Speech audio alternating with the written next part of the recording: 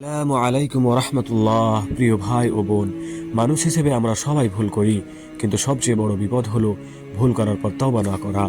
আল্লাহ তাআলা বলেন, হে আমার বান্দারা, তোমরা নিজেদের উপর জুলুম করো না, আল্লাহ অবশ্যই সব গুনাহ ক্ষমা করে দেন।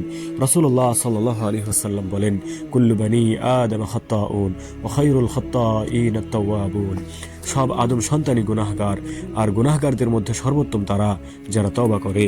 প্রিয় ভাই, বিগত 25শে ডিসেম্বর ঈসা আলাইহিসসালামের জন্মদিন উপলক্ষে খ্রিস্টানদের উৎসব পালনের দিন ছিল।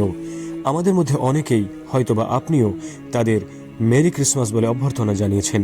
আপনি কি জানেন তাদের মেরি ক্রিসমাস বলার মধ্য দিয়ে আপনি কত বড় ভুল করেছেন? আদতে আপনি আল্লাহ রাব্বুল আলামিনের সন্তান গ্রহণের সাক্ষ্য দিয়েছেন, যা আপনার ঈমানকে ঝুঁকির মধ্যে ফেলে দিয়েছে, হয়তোবা নষ্ট হয়ে গিয়েছে। প্রিয় ভাই, নিরাশ হবেন না, আল্লাহ রাব্বুল আলামিনের নিকট ক্ষমা চান। আল্লাহ রাব্বুল আলামিন বলেন, লা তাকনাতু মির রাহমাতিল্লাহ ইন্নাল্লাহা ইয়াগফিরুয যুনুবা জামিআ। আল্লাহর রহমত থেকে নিরাশ হবেন না, আল্লাহ রাব্বুল আলামিন আপনার সব গুনাহ ক্ষমা করার জন্য ওয়াদা করেছেন। আপনি বিনয়ী হয়ে আল্লাহ রাব্বুল আলামিনের কাছে ক্ষমা চান, কেননা শয়তান চায় আপনি বলুন আমার আর ক্ষমা নেই, কিন্তু আল্লাহ বলেন ফিরে এসো, আমি ক্ষমাশীল। আর আল্লাহ রাব্বুল আলামিন সূরা বাকারার মধ্যে বলেছেন, নিশ্চয়ই আল্লাহ তওবাকারীদের পছন্দ করেন। প্রিয় ভাই, গুনাহ বড় নয়, তওবা ছাড়া থাকা বড় অপরাধ।